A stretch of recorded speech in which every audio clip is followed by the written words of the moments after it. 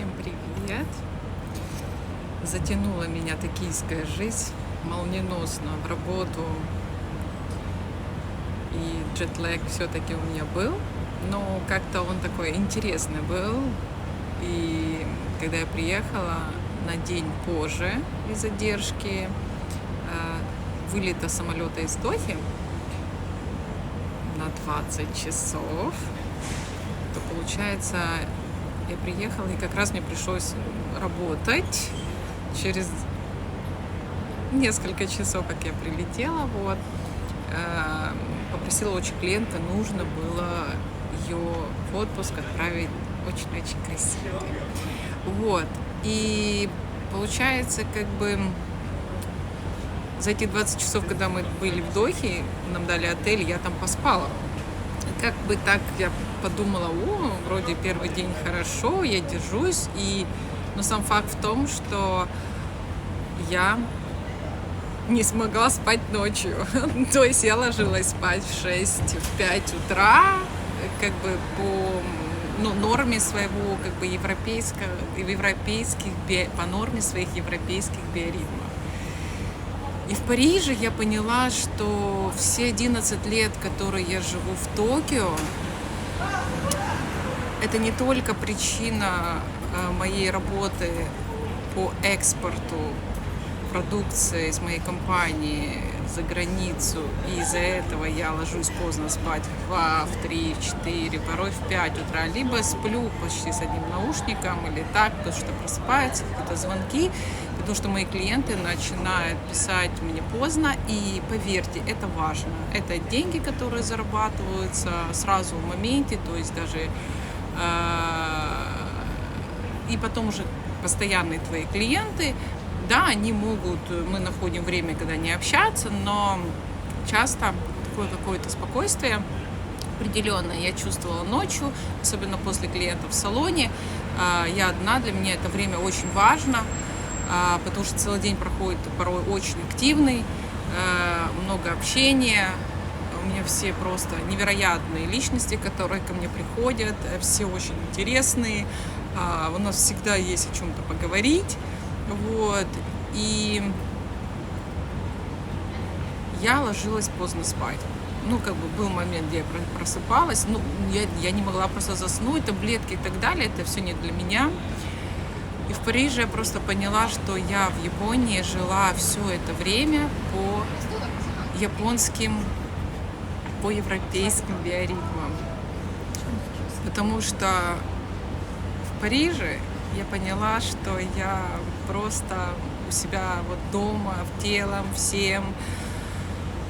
И поняла тех людей, которые мы, когда думаем на расстоянии, что мы вроде здесь уже спокойно, так и мы там где-то а у них там рабочий день в разгаре. И как важно порой побыть в состоянии, вообще очень важно ездить, видеть мир. И сейчас мир открытый, и мы можем позволить себе переместиться в другой, особенно часовой период, и в другую атмосферу людей, если работа, конечно, позволяет, семья, дети. Мои дети уже выросли, и я наконец-то могу себе позволить передвижение, о которых очень долго мечтала и хотела. И такие осознания, когда и сейчас я приехала, и и джетлэг, и я понимаю, что это вообще моя суть, конструкция, и надо спать, но я либо ложусь спать по японскому времени в 10, да, мне хочется где-то прикунять в 8, это как чуть ли не дневной сон, буквально 3 часа, и в 4 утра я уже как огурчик. Если я заснула в 10, все, в 4 утра я просто уже машина, которая готова много чего делать. И когда ты работаешь и живешь вообще в своей жизни не только в Японии, но впереди и в жизни, которая в Европе, она, конечно, такая интересная, понятно, не для каждого, но я понимаю, насколько мы вообще все разные, все индивидуальные, просто фантастические люди с фантастическими возможностями. И когда мы, ну, у каждого вот свой ритм, да, и мы можем подстраиваться, мы можем понимать, принимать. И это очень важно. Очень важно, чтобы что-то осознать, что-то принять, нужно в этом побывать, понять, прочувствовать. И вот оно так укрепляется, и мы понимаем очень многие факторы. Я просто понимаю, ну вот я живу, да, ну вот чувствуешь, устал, иди спать. Ну есть энергия, ну не заставишь никакими таблетками меня идти спать. Музыка, конечно, все выключаешь, но успокаиваешься, ну, как бы я и так спокойно. Вот. Но живите, короче, ребята, как вам живется. И не мучайте себя какими-то запретами, ограничениями, просто навязанными мыслями, где что нужно, кто должен, кто как. Главное, чтобы все, что вы делаете, вам шло только в вашу личную пользу, в удовольствие. И вы понимали, что это вас больше наполняет и вас успокаивает. Поэтому как бы я поняла, что у меня там был джетлэг такой, как бы, и работа, и этот. У меня был такой момент, что у меня столько как бы, энергии как бы, от природы, но иногда люди думают, вот, ты там энергичный и так далее. Поверьте, эта энергия тоже очень падает, и тоже ее нужно восстанавливать. Порой нужно уйти просто вообще в себя и закрыться от всего мира, что я, в принципе, очень люблю и понимаю это в людях.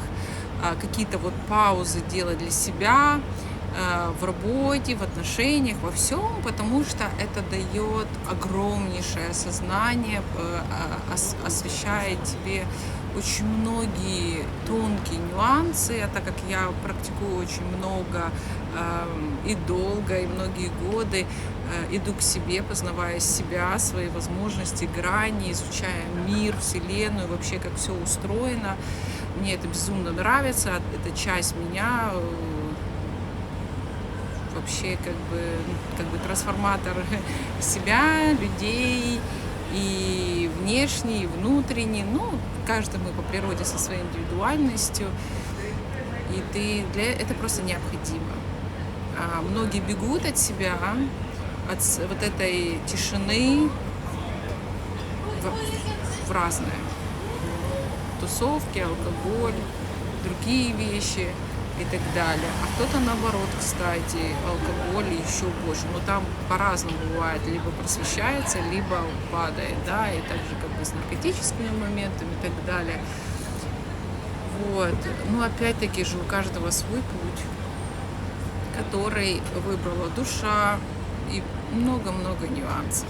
Вот. В этом мы туда идти сейчас не будем. Видите, я в одежде после жима начала себя еще дисциплинировать в тренировках, потому что я поняла, что силовые тренировочки мне необходимы. Это очень балансирует энергию. Многие думают, когда тебе дается как бы такое много огня, энергии, там, да, запала, это с этим нужно уметь управлять. Это нужно заземлять и балансировать. И не какими-то таблетками, успокаивающими сон и так далее, или там ты много поработал и устал. Это другое. Это глубокое, такое должно быть состояние, которое приходит не только на уровне надо, а из глубины. Когда ты понимаешь, что ты спокоен, уравновешенный, сбалансированный.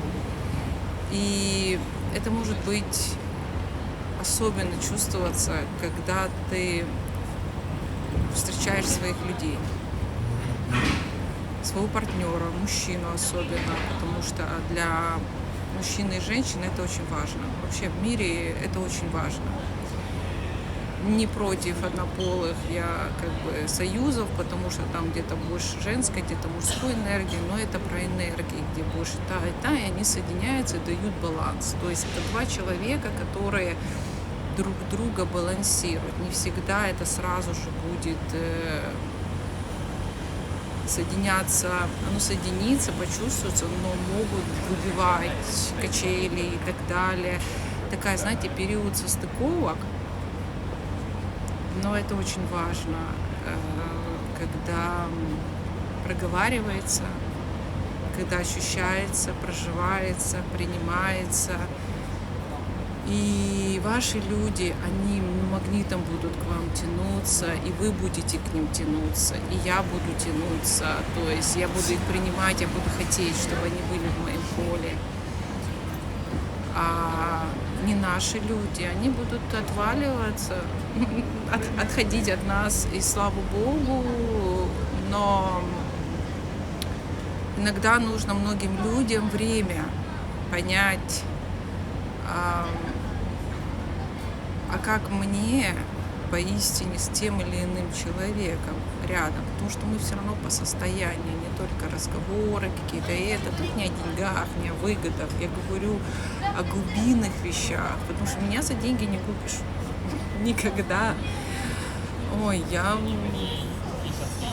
еще с Киева, у меня в моем окружении было огромное количество мужчин и женщин в работе, которые очень-очень состоятельные. Мужчин, которые хотели ухаживать, быть, пробовать, пригласить меня на свидание с деньгами, большими там или подарками, но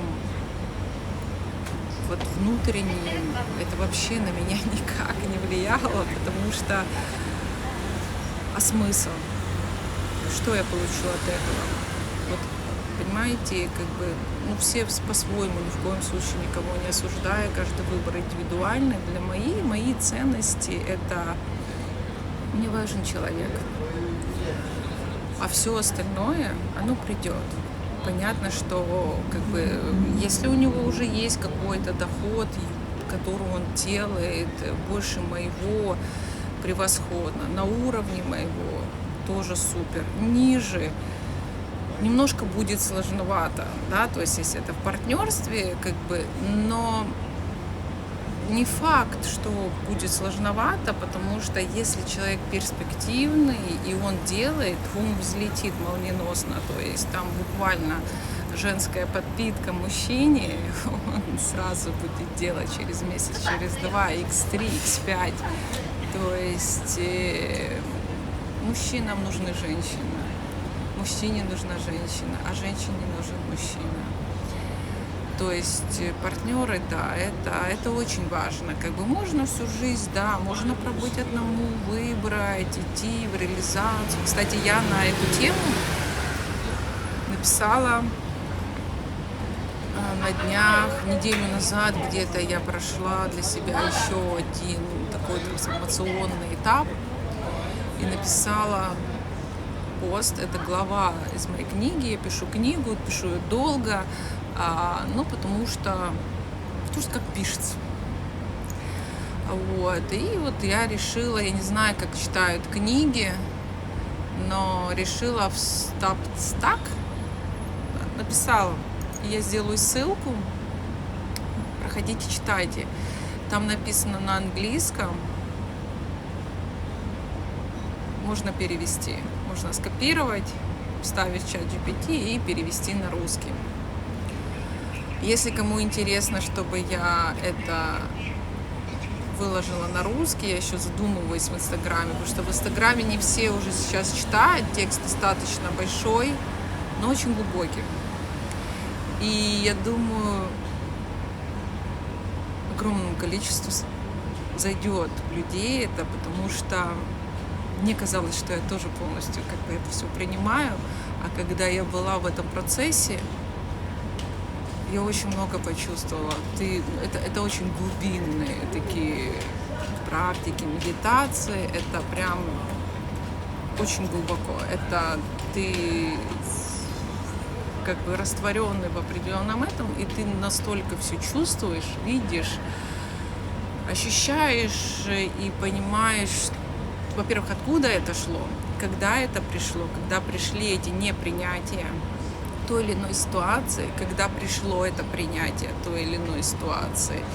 И что вызвало осторожно быть как-то так, да, вот непринятие своего, даже своего труда, своей деятельности, реализации, это же как бы мы думаем, я делаю, все, потом почему не получается, какие-то ограничения, почему я в этом не иду дальше, а потому что мы не до конца принимаем то, чем мы занимаемся, а потому что есть установки от рода, где-то страхи, тайны, проявленности, богатства и так далее, и это выровнялось смерти или еще каким-то моментом, от которых было больно. Непринятие женщинами мужского труда где-то в роду, и мужчины оберегаются от женщин, отстраняются, которые не принимают. Никогда в жизни не подумала, что где-то у меня было непринятие, но потом я поняла, что да, оказывается, я человек, который трудоголик, могу работать 24/7, люблю и получаю удовольствие от своей работы, даже если устаю, но я понимаю, насколько люди становятся счастливы, насколько один срез, один локон, один взмах моей кисточки макияжа дает колоссальную уверенность, исполняет мечту того человека, который сидит в моем кресле. Люди плачут от счастья, когда они видят именно то, о чем они мечтали. И это наивысшая оплата, это наивысший вообще, это признание своего труда, таланта, который дан тебе от Бога, как человек, который готовит превосходно просто кофе, он с душой налил тебе кофе с утра, и ты понимаешь, что да неважно какой кружке, неважно где, но он тебе налил кофе, оно самое вкусное. И приготовил, сделал, обнял, кондиционер под тебя подстроили, да, когда, как много мужчин, которые все равно, ему важно, как кондиционер работает в комнате для него, ты укройся одеялом. И как ценно, когда ценят, как тебе. И с темы на тему, но это очень важные такие моменты, и ты, казалось мне, что я принимаю полностью свою работу, а оказывается нет. Именно поэтому я не до конца доходила во многих ситуациях, где я начинала проекты, и вот что-то останавливало. Я очень много сделала практик на эту тему, очень много прорабатывала, почему не проявлюсь, почему останавливается, что сдерживается, и страх смерти. И очень много в роду было разорения, убийств за большие деньги. И мой папа начинал с нуля, я поднималась. То есть я знаю, что такое труд с нуля. Плюс в Японии мне пришлось подниматься заново, свой статус. Мне нужно было на это почти 7 лет, чтобы открыть свой собственный бизнес, снова заявить о себе. И до сих пор я пытаюсь заявить, где есть определенные ограничения. После того, как ты был очень знаменит. В Украине в 23 года я была очень знаменита. Ко мне приезжали со всей Европы, Украины, Москвы, везде. И меня как бы определенное общество взяло так под себя, и мне даже не нужно, тогда еще интернета всего не было, и те клиенты, которые у меня были, там были договоренности о неразглашении, с кем ты работаешь. Сейчас у меня тоже таких контрактов много. И для меня это ценно, очень ценно. И очень понимаю тех людей, которые также работают, моих коллег и всех. И вот принятие труда, вы знаете, я там поняла, что даже моя мама не принимала труд моего папы. И я знаю почему. Потому что она ревновала. Далеко ревновала, но когда мы выросли, уехали, мама не поехала к папе в другую страну. вместе с ним быть. Ну, у них свои уже были нюансы, она как бы не хотела в том моменте жить или какой-то выбор. Хотя я за бывшим мужем поехала, мы поехали в другую страну, и было, то есть у меня уже как бы другой сценарий был. Но из-за того, что у бывшего мужа работа была такова, где меня ограничили в огромном, вообще в реализации на многие годы, и я стала серым кардиналом для парикмахеров на многие годы, скорее всего, в этот момент и нарушилось то как бы непринятие где-то. И когда я прошла эту огромную, глубочайшую практику, и она длилась так не один день, там подход, это нужно еще вот, ну, чтобы стабилизировалось, ты понимаешь, что, ну, тотально принимаешь. То есть если это очень важно, принять свой труд, свою деятельность, свою реализацию, принять партнера своего, мужчину, который рядом, мужчина, парень, муж, принять его труд, его деятельность, его реализацию, то есть все, что вокруг него происходит, принять труд, реализацию своего ребенка, его выбор, родственников, да, тех, кто окружает, это мозгами это другое. Именно нутром, каждой клеточкой своего тела, потому что после того, как ты принял, ты уже не будешь ревновать, ты уже не будешь тревожиться, ты будешь тотально чувствовать его, что он сейчас работает и занят, и ты не будешь его дергать. Ну вот это просто на глубочайшем уровне телепатии. Это высший дар, божественный. Вообще все, что мы имеем, вот мы люди, мы имеем колоссальный дар вообще, и женщины. Но если мы приходим к себе, и мужчины тоже. Но мужчина многое начинает испытывать через женщину, через свою женщину. Многому учиться. И тут не надо слушать. Он это принимает через нее, через телепатию, через секс, через то, что он с ней в паре. И у нас всегда идут трансформации, как только женщина что-то меняет, и у мужчины меняется. И на это нужно время, обычно неделя-две. И все устаканивается. Бывает порой час-два, и на следующий день все. Но у меня обычно так, потому что уже такая более энергия, настройки такие. Потом идет у мужчин. И это в каждой паре. Если у женщины ничего не меняется, мужчина либо идет искать, либо этот. Но я имею в виду вот когда начальные отношения, когда даже много лет прожили, но женщина это делает во благо, во-первых, себе, чтобы понять, во-первых, себя, да, вот как я все делала. Я делала для того, чтобы мне стало еще более спокойнее, получить еще более ответы на то, что я не знаю. И не понимаю. Я понимаю, что вот тут что-то не то. Что-то не то. Как почему? Что произошло? И все. И не из-за того, что, пошли все там, простите, куда-то и так далее, высокомерие, манипуляции. Я не токсик. Да вы что? Ну, простите, токсиком не на мой канал, не на мои прослушивания и так далее. Манипулятором тоже, кстати, до свидания с моей страницей и так далее. То есть я про истинную природу женщины, женственности и внутренней силы, уверенности, и которую мы шаг за шагом выстраиваем опору. И мужчины, и женщины. Я вообще в восхищении, сколько бы раз не было того, что люди мне предавали, где-то обижали, женщины, мужчины, и подруги там и так далее. Почему-то я все остаюсь любить людей. И это высший дар. Спасибо Богу. Потому что если ты с Богом, И энергия Бога — это добро. Это тотальное добро. Это такая огромная просто облачко энергии добра, тотального добра, принятия и согласия.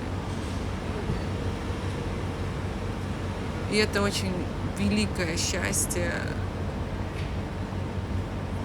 иметь это, понять это. Дорогие мои, люблю вас, целую. 25 минут наговорила, поделилась, не знаю, что нашло.